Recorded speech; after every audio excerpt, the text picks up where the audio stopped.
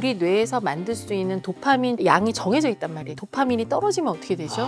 그러면 파킨슨병이 오는 거예요. 매해 65세 이상 1%씩 계속 발병을 해요. 네. 100세까지 살 분들이 많이 늘어나게 되면 그만큼 파킨슨성 운동질환 환자도 많이 늘어날 수 있다는 뜻이거든요. 여러분 안녕하십니까, 김재훈 TV입니다. 여러분의 건강한 삶을 도와드립니다. 흔히 요즘 도파민 중독이다라는 이야기를 많이 하는데요. 오늘 이런 이야기 나눠보겠습니다. 한양대학교 의과대학 신경과의 김희진 교수와 함께합니다. 어서 오십시오. 네, 안녕하세요. 요즘 자극적인 영상 많이 찾습니다. 뭐 젊은 사람들은 당연하고 중년 이후의 어르신들도 다 이러고 계세요. 어떻게 하면 좋아요, 이거? 쾌락을 느끼는 게 사실 신경 전달 물질 중에 도파민이라고 해요. 막 우리가 즐거운 흥분했을 때 나오는 게 도파민이거든요. 그래서 왜 쇼츠를 막 이렇게 넘게 되냐면 도파민이 막 나오면 쾌락을 많이 느끼니까 우리는 어느덧 도파민 중독에 빠졌다 이렇게 얘기를 하게 되거든요. 오늘 아침에도 오는데 9호선 열차를 출근 시간대에 타니까 정말 이러고 오거든요. 네네. 근데 제 옆에 있는 분이 이러고 핸드폰을 보고 있는 거예요. 그래서 뭐 중요한 일이 있나 보다 하고 한대 봤더니 치지 계속 이러고 있는 거예요. 네. 그래서 정말 이러고 싶을까 싶어서, 근데 많은 분들이 이러고 있거든요. 네. 그러고 보니 저분들은 멍하니 뭔가 생각할 시간이 거의 없을 수도 있겠다 싶었어요. 생각을 하는 신경 전달 물질은 아세틸콜린이고요. 도파민은 이렇게 할 때 네. 이렇게 넘기는 조절해주는, 그리고 뭔가 일을 시작을 할 때 하는 그런 시작 호르몬, 그 다음에 뭔가 일을 완성했을 때 막 기쁠 때 나오는 그런 호르몬인데요. 사실은 도파민과 아세틸콜린은 시소의 양축입니다. 그러니까 도파민이 올라가면 인지 활동을 나타내는 아세틸콜린은 떨어져요.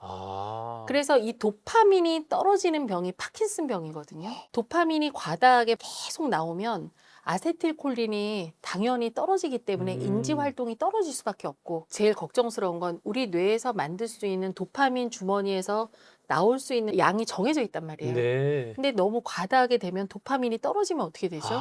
그러면 파킨슨병이 오는 거예요. 그래서 파킨슨병은 물론 되게 다양한 원인에 의해서 옵니다. 그렇겠죠. 하지만 전 인구의 매해 65세 이상 1%씩 계속 발병을 해요. 네. 우리가 이제 65세 이상에서 100세까지 살 분들이 많이 늘어나게 되면 그만큼 파킨슨성 운동질환 환자도 많이 늘어날 수 있다는 뜻이거든요. 그래서 우리가 아무렇지도 않게 생각하는 도파민의 과다한 이러한 흥분 효과에 빠져있는 우리 삶을 돌아봐야 될 때라고 저는 생각을 합니다. 일상적인 삶에서 그런 순간적인 기쁨과 즐거움을 추구하는 건 어쩌면 당연한 건데, 그렇죠. 적정 수준이어야 된다 이 말씀이신 거죠? 쇼츠를 계속 우리가 보면 그동안에는 뇌 기능이 딱 멈추면서 아주 쾌락을 주는 그 정보에만 집중을 하게 되잖아요. 쇼츠를 끊고 나면 텅 빈 공허함 같은 거 느끼실 거예요. 네. 그게 왜 그러냐면 뇌의 신경 전달 물질 밸런스가 안 맞기 때문에 그렇거든요. 그래서 이제 지하철 안에서라도 다시 이거를 찾게 되는. 그렇죠. 그러니까 지하철 가만히 안에서 있지 못하는 거죠. 그러면 이게 어떤 분은, 죄송합니다 이런 표현, 뇌가 썩는다라는 표현까지 서슴지 않으시더라고요. 우리 뇌는 항상 균형 잡히게 발달을 해야 우리가 뇌 건강을 지킬 수가 있는데, 이 도파민이라는 것은 중뇌라는 부분에서 나와서 전두엽 부분에서 쏟아져 내리거든요. 그렇게 되면 그쪽 부분만 과다하게 전기 자극이 가게 되니까 결과적으로 신경회로에 영향을 줍니다. 물론 65세, 70세까지는 뇌가 어느 정도 잘 버티니까 큰 문제가 없는데, 그 이후의 삶에서 도파민에 많이 과다하게 노출이 되면 결과적으로 보상회로만 남고 생각하는 회로라든지 창의적인 부분들은 다 줄어들게 될 수밖에 없어요. 그래서 항상 생각하실 때 내 뇌가 썩는다라기보다는 비대칭적으로 없어진다라고 표현하는 게 맞을 것 같아요. 없어진다. 퇴화된다, 위축된다. 와, 그럼 과거에 이게 없을 때는 우리가 어떻게 도파민을, 어떤 행동에서 도파민을 얻었냐고요? 네. 사실은 그때 돌이켜서 보시면 텔레비전에 레슬링 보면서 얻고, 또는 야구라든지 TV 보면서 많이 얻었잖아요.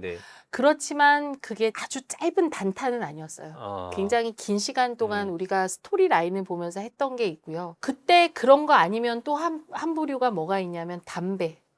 니코틴도 사실은 니코틴 중독보다 더 문제가 되는 게, 담배를 흡입하는 그 순간 0.07초 만에 뇌로 니코틴이 가서 도파민이 쏟아져 나와요. 그래서 흡연가가 담배를 끊기가 굉장히 어려우신 거예요. 이미 그 보상회로가 너무 공고히 돼서 즐거워서. 사실 TV를 보면서 프로레슬링이나 자극적인 영상을 보면서 도파민이 나왔다고 하더라도 그걸 좋아한다고 해도 지금처럼 뭐 24시간 그러니까요. 갖고 있는 건 아니니까 네, 조절이 맞아요. 가능했어요. 맞아요. 그리고 이제 부정적인 경향성으로 도박을 하신다든가 맞아요. 뭐 심지어 경륜이나 경마를 맞아요. 하시는 분도 음. 비슷한 그런 분들의 최후를 보면 새로운 도파민의 자극을 너무 막 탐닉하기 때문에 그걸 위해서 범죄로 연결되는 경우도 네네. 상당히 많습니다. 그래서 사실은 노출되지 않고 조절할 수 있을 정도로 내가 스스로 관리를 하시는 게 굉장히 중요해요. 문제는 이게 이제 일상에 맞아요. 들어와 있다는 거고 맞아요. 항상 내 손 안에 있다는 게 문제잖아요. 범죄가 아니잖아요. 그렇죠. 그러니까. 사실 이거는 범죄니까 주변에서 말리기도 하고 그쵸. 뭐 여러 가지 제도적으로 막을 시도를 하지만 이거는 내 손 안에 있는데 심지어 어린이 청소년들에게는 아주 유해하고 네. 말씀하신 대로 도파민의 지나친 자극으로 상대적인 반응들이 저하된다면 저하되니까. 책 읽는 능력도 떨어질 거고 맞습니다. 네, 그리고 회의 시간에 새로운 아이디어를 떠올리기도 쉽지 않을 거고 그리고 뭔가 내용을 정리해서 발표하는 것도 맞아요. 쉽지 않을 거고 20대 초반 친구들하고 얘기를 해보면 의사소통이 좀 안 된다라는 맞아요. 느낌을 많이 받는데 네. 사실은 책 읽는 그러한 독서 습관이 정말 많이 없고 그다음에 시험 이런 제도 자체가 단기 기억력만을 테스트하니까 많이 변했거든요. 네. 독서가 정말 중요하다. 네, 네. 긴 문장을 가지고 해석을 하고 김재현 TV가 기본적으로 네. 쇼츠보다는 네, 롱 맞아요. 네, 영상이 좀 올라가기를 더 많이 네. 바라는 게 20분, 30분 쭉 들으면서 그거에 대한 기승전결을 가지고 우리가 정리를 하는 습관을 가지면 그거는 뇌에는 굉장히 도움이 되고 도파민을 자극하는 것보다 뇌에 있는 아세틸콜린을 자극하게 되면서 도파민 수준을 잘 조절해주게 되거든요. 지금은 음성 언어보다 오히려 문자 언어가 훨씬 많은 시대를 살고 있잖아요. 네. 특히 청소년기 젊은 20대 초중반의 청년기들은 확실히 문자 언어 소통의 비중이 높을 거예요. 네. 제가 그런 친구들에게 말하기를 가르치고 있거든요. 맞습니다. 네. 그래도 이제 제 수업을 찾아서 들어오는 애들은 말하기가 중요하다고 생각하고 말을 하려고 하는 친구들인 건데 그 친구들에게 늘 책을 읽고 그 책에 대한 내용을 정리하게 하거나 영화를 보고 그 영화에 대한 내용을 우리에게 스토리텔링으로 풀어내게 하거나 심지어 그 수업에서 스스로 느낀 것들을 이제 이 클래스 온라인상에 매주 정리해서 스스로 적게 하는 그 훈련들이 그 세대에는 꼭 필요한 훈련이겠네요. 아니 그 세대뿐만 아니라 저도 그 수업을 듣고 싶은데요. 네, 왜냐하면 제 강의 제목이 통합적 말하기 전략과 네. 자기 표현이에요. 네. 이제 아무래도 좋습니다. 자기 네. 표현이 제한적이기 때문에 그리고 스피치 커뮤니케이션은 왕도 일반화된 법칙을 적용하기 힘들거든요. 네. 사람마다 성향과 기질이 다르고 또 그 사람이 처한 환경과 또 말하기 상황에서의 특수성이 있기 때문에 네. 저마다 자기의 원칙을 찾아야 된다. 나만의 말하기 전략을 찾아야 되고 내가 일반적인 스피치 원칙을 학생들에게 가르쳐서 그걸 그들에게 주입하기보다는 그걸 발견할 수 있는 환경을 만들어주고 각자 자기만의 원칙을 찾아라 라고 요청을 하거든요. 네. 그래서 수업 시간에 계속 질문하고 학생들에게 말하게 하고 학생들이 정리해온 걸 발표하게 하고 하는 수업을 주로 해요. 그래서 제 수업 시간은 저보다 학생들이 말을 더 많이 하거든요. 네. 근데 그런 기능이 어떻게 보면 쇼츠나 도파민 중독에 빠져 있는 젊은 층에게는 꼭 필요한 훈련이 아닐까 싶어서요. 그건 너무 네, 당연한 네, 것 네. 같고 강제로라도 약간 네, 뇌를 네. 쉴 수 있게 해주고 밸런스를 맞추는 그러한 아. 프로그램들은 굉장히 필요할 것 같아요. 네네. 그래서 지금 10대, 20대 친구들한테는 정말 도움이 되고 중년기 뇌 건강을 위해서도 굉장히 좋은 아이템인 것 그럼 같습니다. 어떻게 김재훈 TV 구독자를 대상으로 특강을 한번 유료로 전환하셔가지고요. 네, 네. 이거 하면 저 당연히 듣겠습니다. 우리 아들이랑 같이 등록하겠습니다. 네. 이런 능력이 이것 때문에 상대적으로 떨어지는 능력뿐만 아니라 기억력이나 학습 능력에도 영향을 미치지 않을까 싶네요. 너무 당연하죠. 네. 그러니까 도파민은 언제 많이 나오냐면요.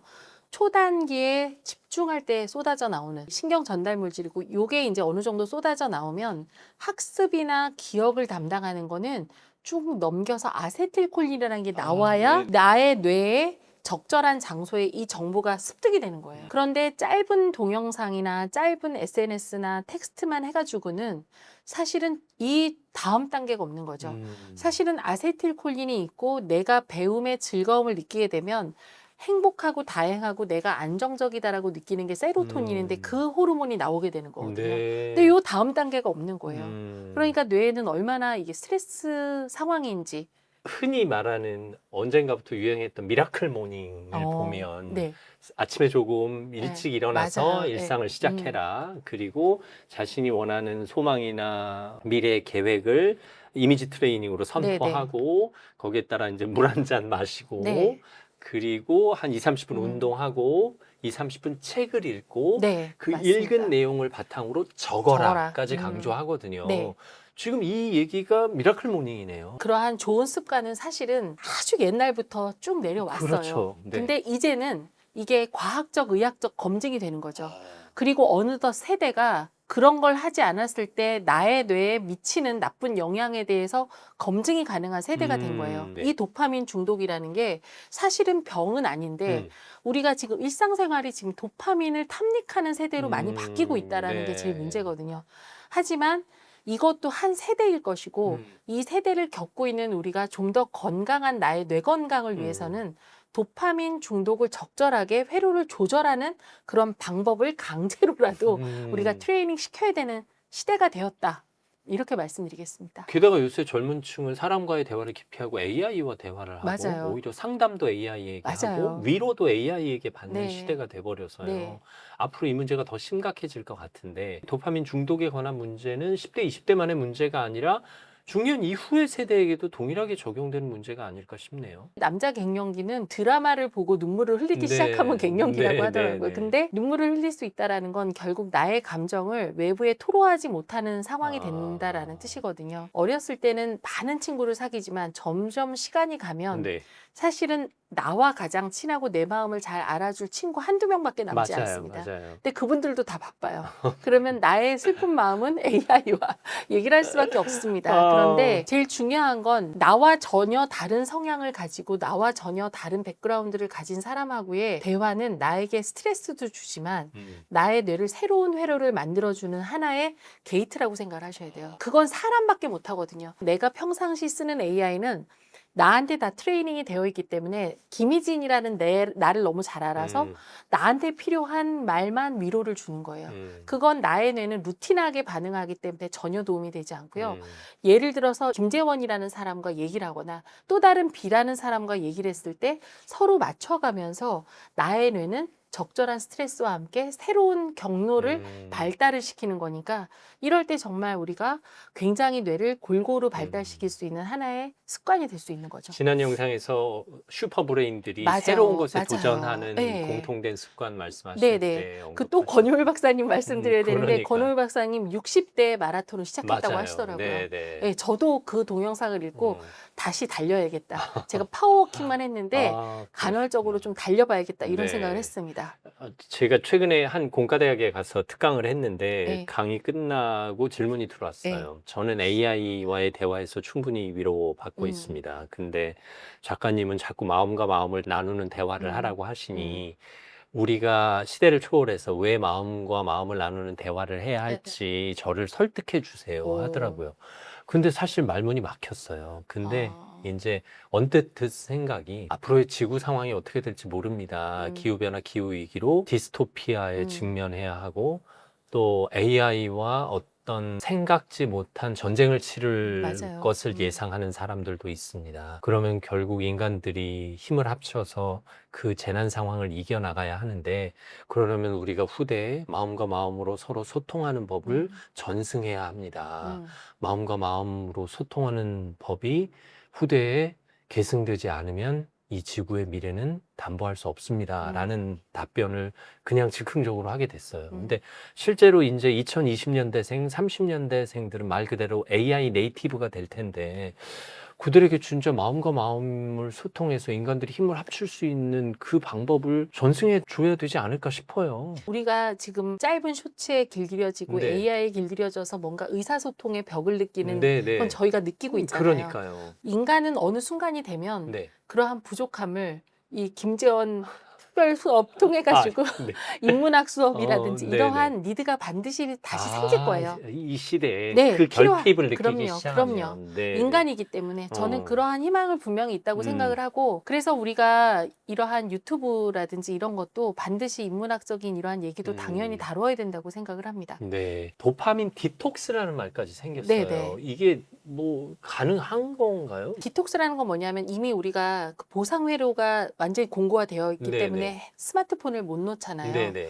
그런데 가장 중요한 건 물리적으로 스마트폰을 떨어뜨려 놓는 게 도파민 디톡스예요. 왜냐하면 우리가 스마트폰을 가지고 있을 때 그거를 이용 안 할 수가 없습니다. 사람인지라. 그렇기 때문에 보통은 자기 전 1시간에서 2시간 정도는 내가 스마트폰에 전원을 끄고 잠자리를 정리를 하면서 디톡스를 위한 독서라든지 음악이라든지 그런 걸로 나의 삶을 전환시키는 강제 스위치 오프. 그게 굉장히 중요할 것 같아요. 이게 불면하고도 관련이 있거든요. 도파민이 계속 나오면 밤에 푹 잠을 못 자고 푹 잠을 못 자면 뇌에 나쁜 노폐물이 빠져나가지 않으면서 뇌 노화도 앞당깁니다. 뇌 노화가 되면 피부 노화도 생긴다고 제가 말씀을 드렸는데요.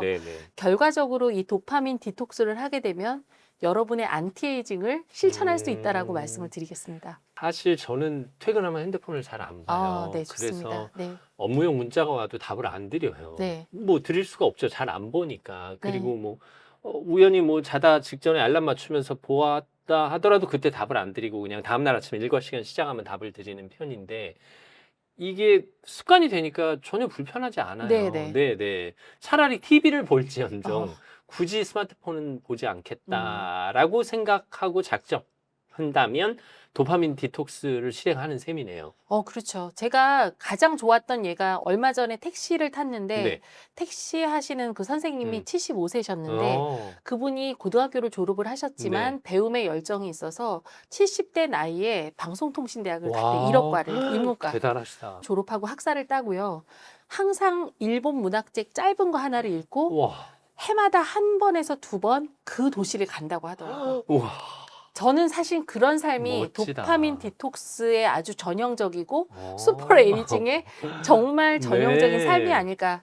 실제 있는 예고 그분이 네. 이렇게 즐거움을 내 인생에서 찾아본 적이 없다라는 거예요. 그래서 나는 오늘 나이가 들었지만 이 택시를 왜 운행하냐면 한마디로 그 일본 여행을 친구들이랑 클래스메이트들이랑 같이 가기 위해서 운전을 하신다고 하더라고요. 그분 혹시 이 영상 보시면 저에게 예. 연락 주시면 네. 저희가 한번 모셔서 진짜, 네네. 한번 말씀을 듣고 싶네요. 네. 이거 방통대 1억과를 진학해야 되나 하는 생각까지 들 정도인데, 사실 여러 가지 방법이 있어요. 우리가 뇌를 건강하게 유지하는, 그리고 내가 좋아하는 내 성향과 기질과 내 취향에 맞는 방법을 선택하셔서 청정뇌에 그렇죠. 이 환경을 유지할 수 있는 건 사실 내 결심밖에 없다는 생각이 드네요. 그렇죠. 이 청정뇌라는 게 다른 게 아니고요. 내 뇌 안에 있는 5가지 신경 전달 물질, 뭐 아세틸콜린, 도파민, 세로토닌, 노르에피네프린, 아드레날린 요 5가지가 밸런스를 잘 맞춰서 있으면 요게 아주 청정한 뇌거든요. 청정한 뇌는 노화, 절대 시간을 이길 수 있는 큰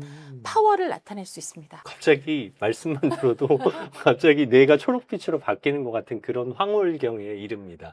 그러니까요, 우리가 적절한 편의를 위해서 활용은 하되 맞아요. 지나치게 몰입하지 않는 그런 수위 조절이 필요할 때가 아닐까 싶습니다. 기계에 잠식당하지 않아야 맞아요. 됩니다. 네. 우리는 인간이기 때문에. 오늘 해맑은 미래를 알려주셔서 진심으로 감사합니다. 도움 많이 받았습니다. 안양대학교 의과대학 신경과의 김희진 교수와 함께했습니다. 말씀 고맙습니다. 자유해지셨죠? 뭔가에 중독되고 있다는 건 기분 좋은 일은 아닙니다. 하지만 여기서 벗어날 수 있다는 건 우리에게 새로운 희망을 줍니다. 그 희망을 김재원 TV가 전해드리겠습니다. 다음 시간에도 여러분 곁에 있겠습니다. 오늘도 감사합니다.